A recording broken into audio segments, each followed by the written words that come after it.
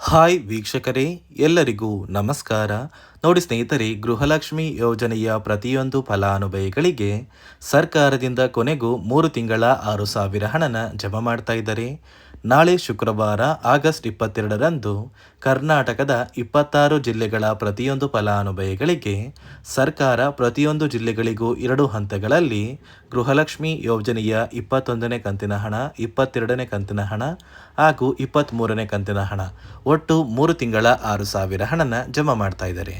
ಅದೇ ರೀತಿ ಸಾಕಷ್ಟು ಫಲಾನುಭವಿಗಳಿಗೆ ಈ 6,000 ಹಣನ ಈ ಬಾರಿ ಸರ್ಕಾರ ಕ್ಯಾನ್ಸಲ್ ಕೂಡ ಮಾಡಿದ್ದು, ಬನ್ನಿ ಸ್ನೇಹಿತರೆ, ಸರ್ಕಾರದಿಂದ ಬಂದಿರುವಂತಹ ಆ ಒಂದು ಮಾಹಿತಿ ಏನು ಅಂತ ನಾನು ನಿಮಗೆ ತಿಳಿಸ್ಕೊಡ್ತಾ ಇದ್ದೀನಿ. ಅದಕ್ಕಿಂತ ಮೊದಲು ನೀವೇನಾದ್ರೂ ಇನ್ನೂ ಕೂಡ ನನ್ನ ಚಾನಲ್ನ ಸಬ್ಸ್ಕ್ರೈಬ್ ಆಗಿಲ್ಲ ಅಂದ್ರೆ ದಯವಿಟ್ಟು ಪ್ರತಿಯೊಬ್ಬರು ಚಾನಲ್ನ ಸಬ್ಸ್ಕ್ರೈಬ್ ಮಾಡ್ಕೊಳ್ಳಿ, ಹಾಗೆ ವಿಡಿಯೋಗೆ ಒಂದು ಲೈಕ್ನ ಕೊಡಿ. ಹೌದು ಸ್ನೇಹಿತರೆ, ಗೃಹಲಕ್ಷ್ಮಿ ಯೋಜನೆಯ ಪ್ರತಿಯೊಂದು ಫಲಾನುಭವಿಗಳಿಗೆ ಸರ್ಕಾರದಿಂದ ಕೊನೆಗೂ ಭರ್ಜರಿ ಗುಡ್ಡಿಸ್ನ ಕೊಟ್ಟಿದ್ದಾರೆ. ಈಗಾಗಲೇ ಸಾಕಷ್ಟು ಫಲಾನುಭವಿಗಳ ಬ್ಯಾಂಕ್ ಖಾತೆಗೆ ಸರ್ಕಾರ ಗೃಹಲಕ್ಷ್ಮಿ ಯೋಜನೆಯ 21ನೇ ಕಂತಿನ ಹಣ ಮತ್ತೆ 22ನೇ ಕಂತಿನ ಹಣನ ಜಮಾ ಮಾಡಿದೆ. ಇದೀಗ 23ನೇ ಕಂತಿನ ಹಣನ ಕೂಡ ಕರ್ನಾಟಕದ 26 ಜಿಲ್ಲೆಗಳ ಪ್ರತಿಯೊಂದು ಫಲಾನುಭವಿಗಳಿಗೆ ಆಗಸ್ಟ್ 22 ಅಂದರೆ ಶುಕ್ರವಾರದಿಂದ ಸರ್ಕಾರ ಜಮಾ ಮಾಡ್ತಾ ಇದ್ದು, ಒಟ್ಟು 3 ತಿಂಗಳ ಗೃಹಲಕ್ಷ್ಮಿ ಯೋಜನೆಯ ಒಟ್ಟು 6,000 ಹಣನ ಪ್ರತಿಯೊಂದು ಫಲಾನುಭವಿಗಳಿಗೆ ಹಣಕಾಸು ಇಲಾಖೆ ಬಿಡುಗಡೆ ಮಾಡ್ತಾ ಇದೆ. ಅದೇ ರೀತಿ ನೋಡಿ ಸ್ನೇಹಿತರೆ, ಈ ಬಾರಿ ಸರ್ಕಾರ ಸುಮಾರು 1,41,000ಕ್ಕಿಂತ ಅಧಿಕ ಫಲಾನುಭವಿಗಳ ಬ್ಯಾಂಕ್ ಖಾತೆಗೆ ಗೃಹಲಕ್ಷ್ಮಿ ಯೋಜನೆಯ ಈ 3 ತಿಂಗಳ 6,000 ಹಣನ ಕ್ಯಾನ್ಸಲ್ ಮಾಡಿದೆ. ನೀವು ಕೇಳಬಹುದು ಸ್ನೇಹಿತರೆ, ಯಾವ ಕಾರಣಕ್ಕೆ ಸರ್ಕಾರ ಈ 3 ತಿಂಗಳ ಹಣನ ಕ್ಯಾನ್ಸಲ್ ಮಾಡಿದೆ ಅಂತ. ನೋಡಿ ಸ್ನೇಹಿತರೆ, ಸರ್ಕಾರದಿಂದ ಬಂದಿರುವಂತಹ ಒಂದು ಮಾಹಿತಿಯ ಪ್ರಕಾರ ಈ ಬಾರಿ ಹಣಕಾಸು ಇಲಾಖೆ ಹೊಸದಾಗಿ 5 ನಿಯಮಗಳನ್ನ ಜಾರಿಗೆ ತಂದಿದ್ದು, ಯಾರೆಲ್ಲ ಫಲಾನುಭವಿಗಳು ಈ 5 ನಿಯಮಗಳನ್ನ ಪಾಲಿಸಿದ್ದೀರಾ ಅಂತಹ ಪ್ರತಿಯೊಂದು ಫಲಾನುಭವಿಗಳಿಗೆ ಸರ್ಕಾರ 3 ತಿಂಗಳ ಗೃಹಲಕ್ಷ್ಮಿ ಯೋಜನೆಯ 6,000 ಹಣನ ಜಮಾ ಮಾಡ್ತಾ ಇದೆ. ಒಂದು ವೇಳೆ ನೀವು ಈ ನಿಯಮಗಳನ್ನ ಪಾಲಿಸಿಲ್ಲ ಅಂದರೆ ಇಂತಹ ಪ್ರತಿಯೊಂದು ಫಲಾನುಭವಿಗಳಿಗೆ ಸರ್ಕಾರ ಈ ಗೃಹಲಕ್ಷ್ಮಿ ಯೋಜನೆಯ ಹಣನ ಕ್ಯಾನ್ಸಲ್ ಕೂಡ ಮಾಡಿದೆ. ಹಾಗಾದರೆ ಬನ್ನಿ ಸ್ನೇಹಿತರೆ, ಸರ್ಕಾರ ಯಾರಿಗೆಲ್ಲ ಹಣನ ಕ್ಯಾನ್ಸಲ್ ಮಾಡಿದೆ ಮತ್ತು ಯಾವ ಜಿಲ್ಲೆಯ ಯಾವ ಫಲಾನುಭವಿಗಳಿಗೆ ಸರ್ಕಾರ ಹಣನ ಜಮಾ ಮಾಡ್ತಾ ಇದೆ ಅಂತ ನಾನು ನಿಮಗೆ ತಿಳಿಸ್ಕೊಡ್ತಾ ಇದ್ದೀನಿ. ಅದಕ್ಕಿಂತ ಮೊದಲು ನಾಳೆ ಶುಕ್ರವಾರ ಆಗಸ್ಟ್ 22ರಂದು ಕರ್ನಾಟಕದ ಯಾವ 26 ಜಿಲ್ಲೆಗಳಿಗೆ ಸರ್ಕಾರ 2 ಹಂತಗಳಲ್ಲಿ ಗೃಹಲಕ್ಷ್ಮಿ ಯೋಜನೆಯ ಒಟ್ಟು 3 ತಿಂಗಳ 6,000 ಹಣನ ಜಮಾ ಮಾಡ್ತಾ ಇದೆ. ಅಂದರೆ ನೋಡಿ ಸ್ನೇಹಿತರೆ, ಮೊದಲ ಹಂತದಲ್ಲಿ ಧಾರವಾಡ, ದಾವಣಗೆರೆ, ಗದಗ, ದಕ್ಷಿಣ ಕನ್ನಡ, ಚಿತ್ರದುರ್ಗ, ಚಿಕ್ಕಬಳ್ಳಾಪುರ, ಚಿಕ್ಕಮಗಳೂರು, ಚಾಮರಾಜನಗರ, ವಿಜಯನಗರ, ಬೀದರ್, ಬಳ್ಳಾರಿ ಮತ್ತು ಬಿಜಾಪುರ ಈ ಜಿಲ್ಲೆಗಳ ಪ್ರತಿಯೊಂದು ಫಲಾನುಭವಿಗಳಿಗೆ ಮೊದಲ ಹಂತದಲ್ಲಿ ಸರ್ಕಾರ ಹಣನ ಜಮಾ ಮಾಡ್ತಾ ಇದೆ.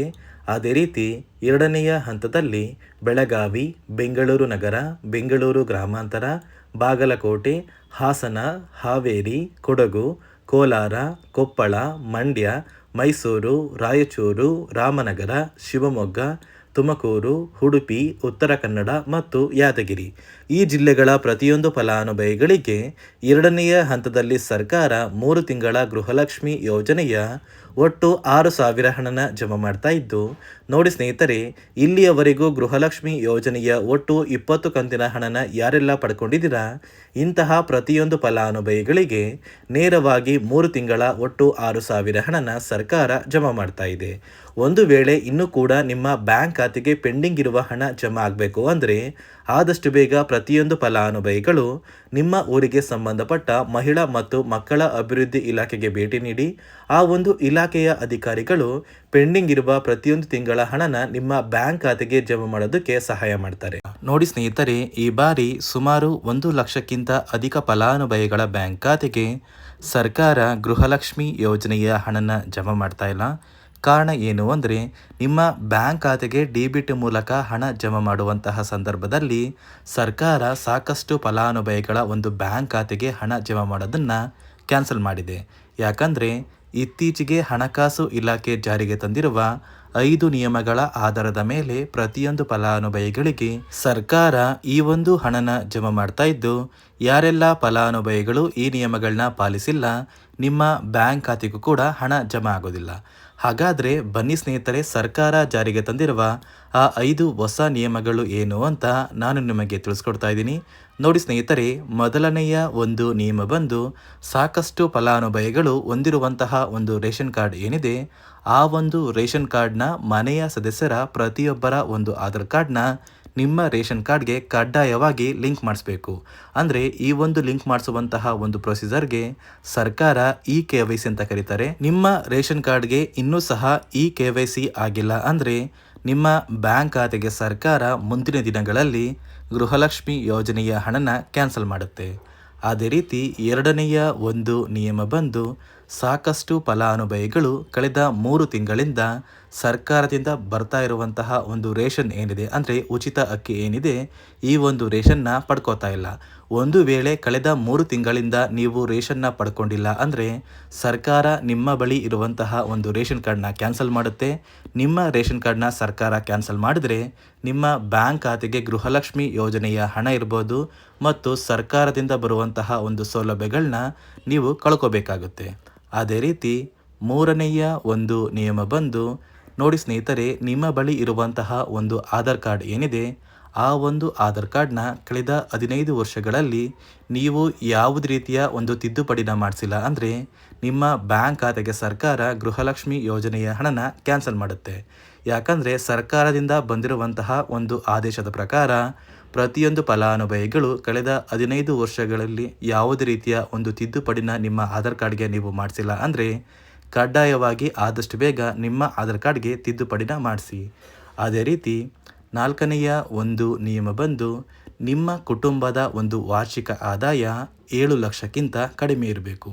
ಒಂದು ವೇಳೆ ನಿಮ್ಮ ಕುಟುಂಬದ ವಾರ್ಷಿಕ ಆದಾಯ 7 ಲಕ್ಷಕ್ಕಿಂತ ಜಾಸ್ತಿ ಇದ್ದರೆ ನಿಮ್ಮ ಬ್ಯಾಂಕ್ ಖಾತೆಗೆ ಸರ್ಕಾರ ಗೃಹಲಕ್ಷ್ಮಿ ಯೋಜನೆಯ ಹಣನ ಕ್ಯಾನ್ಸಲ್ ಮಾಡುತ್ತೆ. ಅದೇ ರೀತಿ ಐದನೆಯ ಒಂದು ನಿಯಮ ಬಂದು ನಿಮ್ಮ ಕುಟುಂಬದ ಸದಸ್ಯರು ಅಥವಾ ಗೃಹಲಕ್ಷ್ಮಿ ಯೋಜನೆಯ ಫಲಾನುಭವಿಗಳು ಯಾರು ಕೂಡ ಸರ್ಕಾರಿ ನೌಕರರಾಗಿ ಕಾರ್ಯನಿರ್ವಹಿಸ್ತಾ ಇರಬಾರ್ದು. ಒಂದು ವೇಳೆ ನಿಮ್ಮ ಕುಟುಂಬದಲ್ಲಿ ಯಾರೇ ಆಗಿದ್ರೂ ಸರ್ಕಾರಿ ನೌಕರರಾಗಿ ಕಾರ್ಯನಿರ್ವಹಿಸ್ತಾ ಇದ್ದರೆ ನಿಮ್ಮ ಬ್ಯಾಂಕ್ ಖಾತೆಗೆ ಗೃಹಲಕ್ಷ್ಮಿ ಯೋಜನೆಯ ಹಣ ಕ್ಯಾನ್ಸಲ್ ಆಗುತ್ತೆ.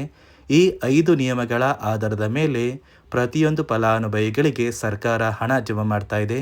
ಒಂದು ವೇಳೆ ನೀವು ಈ 5 ನಿಯಮಗಳನ್ನ ಪಾಲಿಸಿಲ್ಲ ಅಂದರೆ ನೀವು ಕೂಡ ಗೃಹಲಕ್ಷ್ಮಿ ಯೋಜನೆಯ ಹಣದಿಂದ ವಂಚಿತರಾಗಬೇಕಾಗುತ್ತೆ. ನೋಡಿ ವೀಕ್ಷಕರೇ, ಸರ್ಕಾರದಿಂದ ಗೃಹಲಕ್ಷ್ಮಿ ಯೋಜನೆಯ ಪ್ರತಿಯೊಂದು ಫಲಾನುಭವಿಗಳಿಗೆ ಕೊನೆಗೂ ನಿಮ್ಮ ಬ್ಯಾಂಕ್ ಖಾತೆಗೆ ನಾಳೆ ಶುಕ್ರವಾರ ಅಂದರೆ ಆಗಸ್ಟ್ 22ರಿಂದ 3 ತಿಂಗಳ ಒಟ್ಟು 6,000 ಹಣನ ಜಮಾ ಮಾಡ್ತಾ ಇದ್ದಾರೆ. ಆದಷ್ಟು ಬೇಗ ಪ್ರತಿಯೊಂದು ಫಲಾನುಭವಿಗಳು ನಿಮ್ಮ ಬ್ಯಾಂಕ್ ಖಾತೆಗೆ ಸೇರಬೇಕಾಗಿರುವಂತಹ ಈ 3 ತಿಂಗಳ 6,000 ಹಣನ ಪಡ್ಕೋತೀರಾ ಅಂತ ಹೇಳ್ತಾ, ಇದಿಷ್ಟು ಸರ್ಕಾರದಿಂದ ಬಂದಿರುವಂತಹ ಒಂದು ಮಾಹಿತಿಯಾಗಿದೆ. ನಾನು ಕೊಟ್ಟಿರುವಂತಹ ಮಾಹಿತಿ ನಿಮಗೆ ಇಷ್ಟ ಆಗಿದ್ದಲ್ಲಿ ದಯವಿಟ್ಟು ಪ್ರತಿಯೊಬ್ಬರು ನನ್ನ ಚಾನಲ್ನ ಸಬ್ಸ್ಕ್ರೈಬ್ ಮಾಡ್ಕೊಳ್ಳಿ, ಹಾಗೆ ವಿಡಿಯೋಗೆ ಒಂದು ಲೈಕ್ನ ಕೊಡಿ.